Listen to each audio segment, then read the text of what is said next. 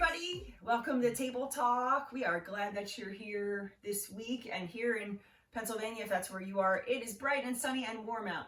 Beautiful. And very beautiful, yes. So seize the day. Don't stay inside. Watch this from a park bench or something, wherever it is. Open the windows in your house. Because we're going to be shoveling very soon.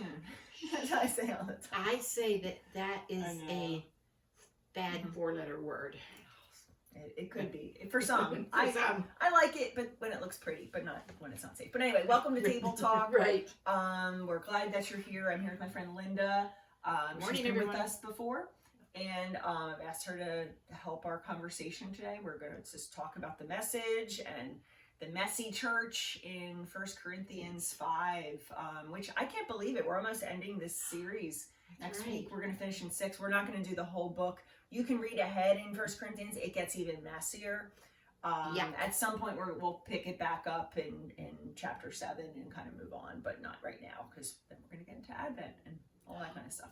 Yeah. So, which is very soon. And so, so we're talking about messy cleanup.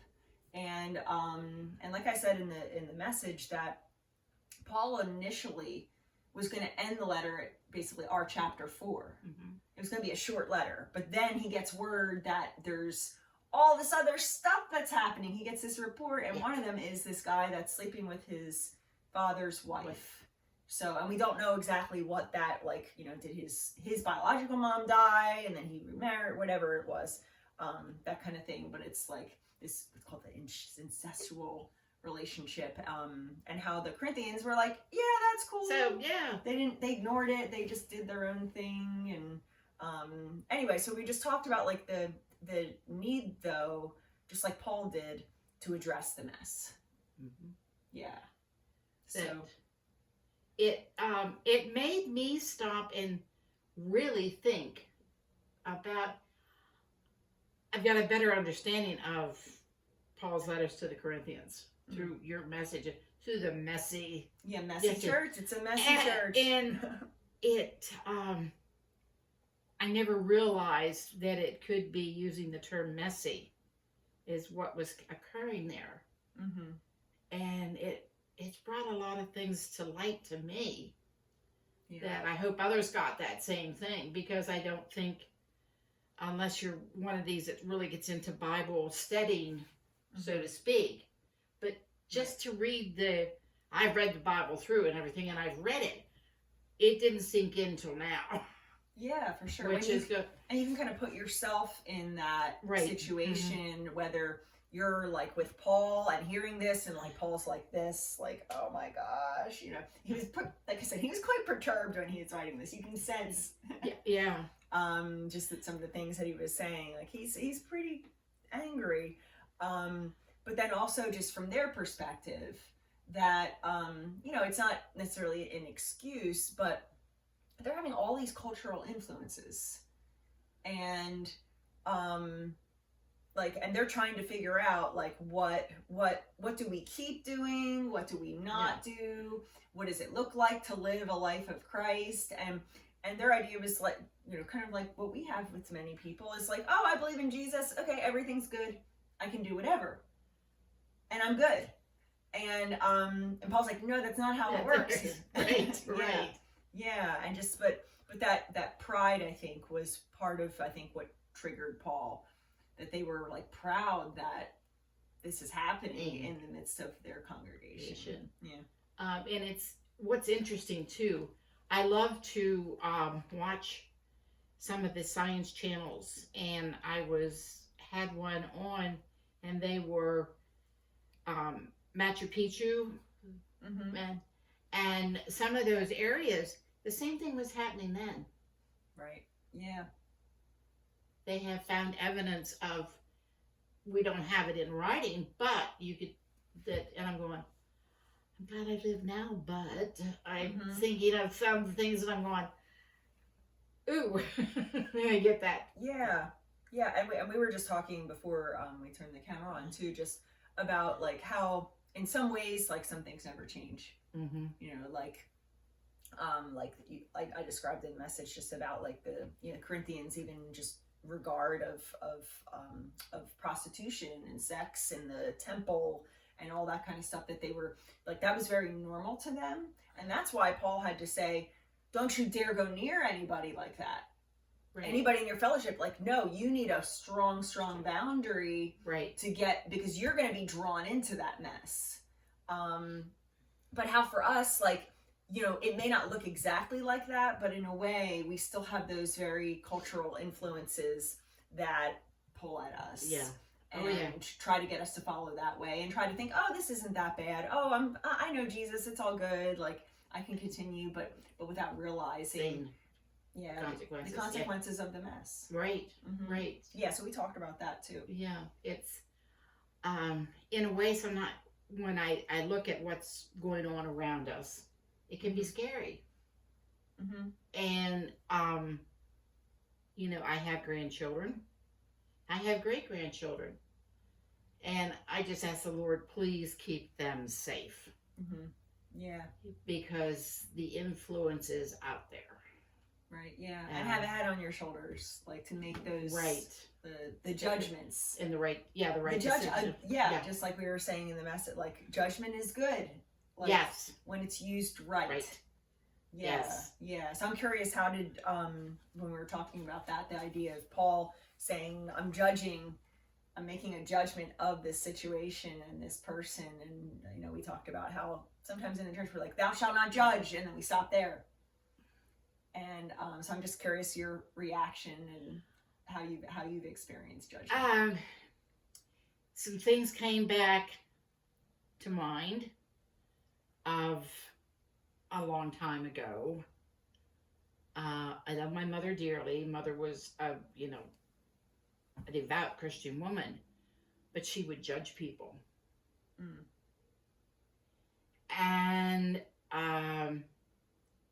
for a while I thought that's, parents are set an example for their kids. For sure, yeah. And then this would happen, and finally I'm thinking, no, this is not right. So you're saying, like, in a condescending way, to say, oh, those are such bad people, I can't believe they're doing that. Right, right. Like, they're all awful. Yeah, that type thing. Yeah. And I'm going, no. But mm-hmm.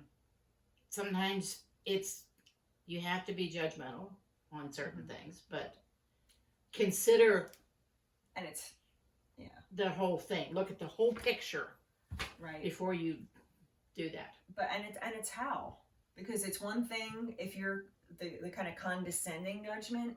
That's what Jesus was talking against. Yeah. He was saying, no, help, like, first take the plank out of your own right. eye. Yeah. In order to help your brother. And it's idea, help your brother or help your sister. Judgment with only a condescending tone or verbal is not what it's about. You have to be willing to step into the mess to help somebody. Right. And that's key. That's the only time you're allowed to judge. Is if you're willing to be involved and be a part of it. So that's why he's saying, like, that you shouldn't judge, like, because just judging and talking, us talking about somebody else, that's wrong. Definitely. And then when it comes to people outside the church and people in the world, we shouldn't judge them at all. No. Yeah, we spend so much time being like, oh my gosh, I can't believe that. I can't believe, like, that's the way it is. Like, we should, we spend so much time doing that kind of stuff. Yeah. When it's like, no, we need to be looking at ourselves, and I need to look at myself and say, wow, what are the things that I'm messy? Yeah. And then I need God to work on the Holy Spirit to really transform. What I thought when you were talking yesterday, the analogy that came to mind with me was people who live in glass houses should not throw stones. Exactly. That was right there, and I'm thinking, oh wow, how true that is. Mm-hmm. Yeah, and it's that tension, that balance. But I think the difference is our willingness to continue to walk with somebody through their mess. Mm-hmm. If you're not willing to do that, no judge. Yeah. Don't judge. Do not talk about them. Do not say anything. If you are willing to say, okay, I'm going to talk to them about it. Once again, the Matthew 18.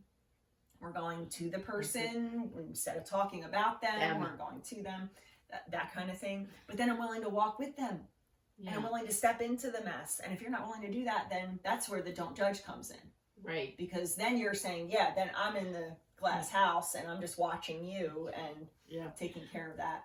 As I had mentioned earlier to you before we were filming this, an incident with a cousin of mine.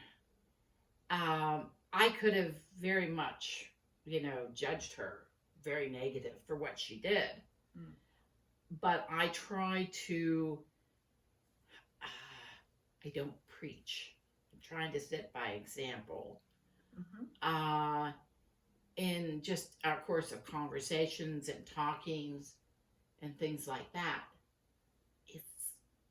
I think sometimes people that stand on their soapbox and preach, you shouldn't do this, blah, blah, blah. Right. It's not the road. Yep. It's not what I wouldn't want somebody doing with me. Right. And you can turn a lot of people off with that. Yep. You cannot, we're using the word judge. To me, that's... Yep, exactly. And so I try to toss things in a conversation to maybe get, some thinking, and because she has asked me some questions. Yeah, and you've let that door be open, remain open, right? In that, and I think the worst thing that we can do is to get up on our soapbox, and once again, it's that condescending attitude. You people, you're wrong. You're this. Yeah. I'm better. That's kind of what it's setting up as. But even when Jesus was talking about the whole idea of judgment, it's about being equal in your judgment too. Yeah. That you shouldn't judge someone else in a way that you yourself are not willing to be judged. And I think that's a good kind of measure, is even if you're about to head into a messy situation and address it, you have to think about how would I best receive that? What would I want someone to say to me? Exactly. Or say to me, or treat me, or interact with me? I think kind of examining it through that lens it kind of filters away those the harmful emotions, the kind of condescending attitude. Right, because you can really hurt somebody. Absolutely. Emotionally, that stigma can last for a long time. Right. Yeah. And so there's just a lot, I think, to think about there, but always in grace. Yeah. And always with the goal of restoration and reconciliation. And one of my favorite sort of sayings is engage brain before opening mouth. Mm-hmm. That's a good rule of thumb. I used that a number of times with my kids growing up. Mm-hmm. Yeah. Or absolutely. if you can't say anything nice, don't say anything at all. Mm-hmm. But I said it a little different than that. But yes, if you can't say anything nice, oh, for sure. And I think it has, even because my kids are all in their 50s now. Oops. But I don't care. I'm proud of my kid. But it does. I think some of these things, I think they have remembered. Yeah, and that's important. Yeah. Mm-hmm. Yeah, and then that last piece too that we talked about was about the address a mess, not every mess. Right. Because I think some of us try to be Jesus. We try to be saviors. We try to save everybody, and and I think that kind of goes hand in hand with the boundary piece. Right. Yeah. We need clear boundaries, and to verbally set that with people too. Right. Especially in the cases if there's an addiction in the family and somebody's saying they keep asking for money. I've talked to many families that have been in that situation. You have to set a boundary, and that boundary shows love. It doesn't mean you stop connection or relationship, but boundaries are what is healthy. Right. Because it helps you from getting so drawn into the mess that then you can't see straight. In a way, I think you could classify that as tough love. Mm-hmm. Yeah. And I have used it at times. Yeah, and it comes to a point. But the difference is you don't cut off relationship with the person. No, never. Or connection. It's just for you set those hard and fast boundaries. Right. Or like we said, even with certain struggles, like the Corinthians, Paul's don't associate with those people. Cut yourself off. You need to do that. Some people, if you're really influenced by a certain behavior, say it could be drugs, alcohol, it could be overeating, it could be gossip, it could be any one of things. You need to put a hard and fast boundary on that. Yeah. And like I shared, even as far as gossip goes, somebody comes to you and is like, hey, did you hear about so-and-so? You cut it off and say, hey, guess what? I'm sorry, I'm not going to participate in that. When you go to you know, you keep that to yourself. I don't want to, you know. Yeah, I don't want to be involved. Have you gone to that? Do the Matthew 18. Have you gone to that person and talked to them? Oh no. Okay, well, when you do, then let me know. Yeah. And really drawing those, and it's hard to do, but it stops the mess there, and it stops you from getting it all over yourself, so that you can keep that healthy perspective and be a help to that family member, that friend, so on.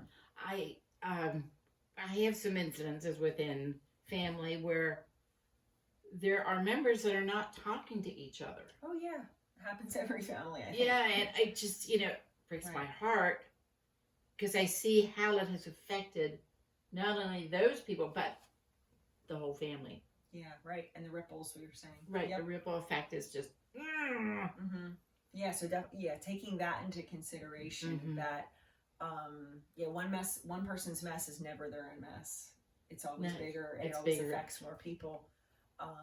And that's why it is important that, as uncomfortable as it is, as not knowing, it is out of control, out of your hands, it's out of your control. Right. That's where we have to trust that the Lord is involved, and that He is a God of redemption and grace, and we may not see it in the side of heaven.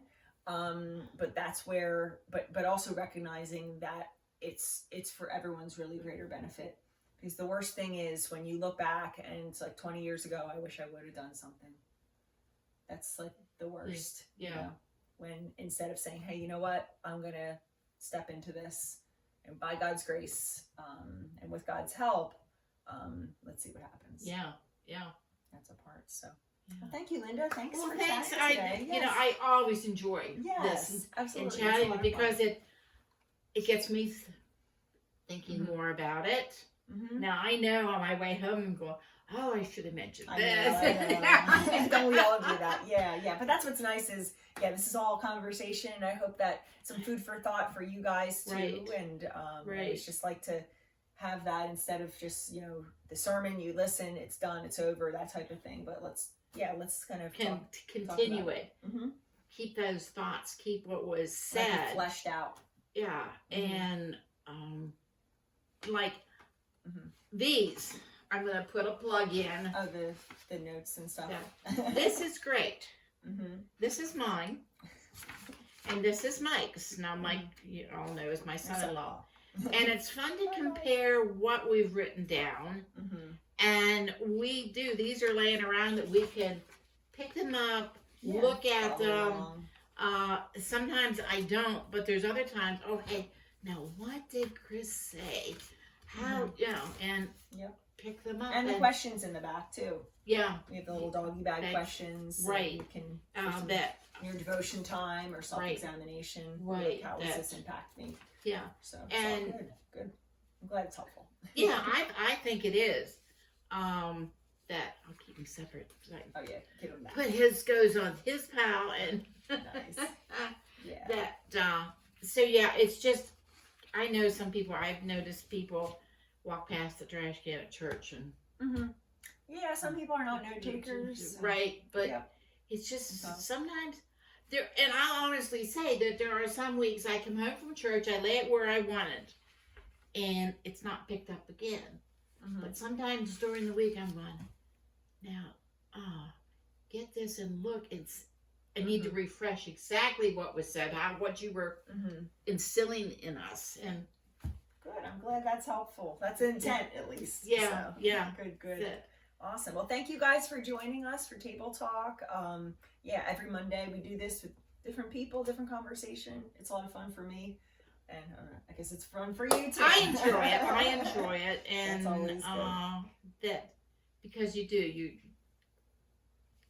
I'll think more about it this week now that we've gone over it today. Yes. And my drive home, I'll be like, oh, okay. That I'll understand it better. I'm looking forward to next week. It's going to be it's going to be a doozy. So 1 Corinthians 6, go ahead and look ahead at that and see what we talk about. But anyway, I'll leave that up to you all. Yeah. But we hope you have a great week, and join us Sunday for the wrap up of the series and Monday Table Talk. So, right. Okay. Right. We'll see you guys. Okay. Take care. Have a good one. Be safe.